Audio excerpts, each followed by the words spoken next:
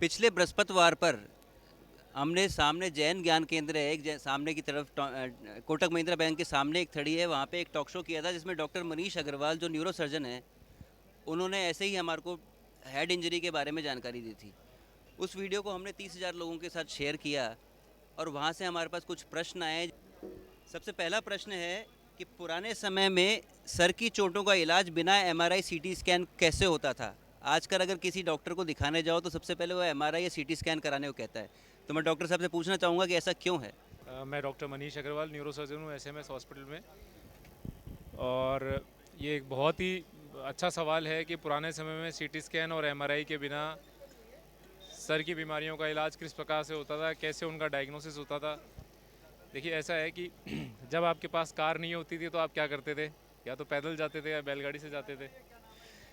इसी प्रकार से जब हमारे पास सीटी स्कैन एमआरआई नहीं था तो या तो हमको क्लिनिकल एग्जामिनेशन के ऊपर जो है रिलाई करना पड़ता था, या फिर एक जो उसके बाद में टेक्निक आई थी जिसको कि एंजियोग्राफी कहते हैं। एंजियोग्राफी के अंदर जो गर्दन की खून की नस है, इसके अंदर एक डाई इंजेक्ट करी जाती थी और डाई इंजेक्ट करके और सर के एक्सरे खींचे जाते थे, जिससे कि जो दिमाग की जो खून की नसें हैं उनकी फ़ोटो एक्सरे के ऊपर आ जाती थी। उन एक्सरेज को स्टडी करके और उससे ये अंदाज़ा लगाया जाता था कि भाई कहाँ खून का थक्का जमा है या कहाँ खून नहीं जा रहा है, या कहाँ पर गांठ के हिसाब से खून की नसें अरेंज हो गई हैं। सवाल ये है कि क्या ये सही है कि सिर की चोट लगने के बाद पूर्ण रूप से मस्तिष्क सामान्य होने में बहुत मुश्किल काम है। क्या ये सही है? नहीं, ये बिल्कुल सही नहीं है।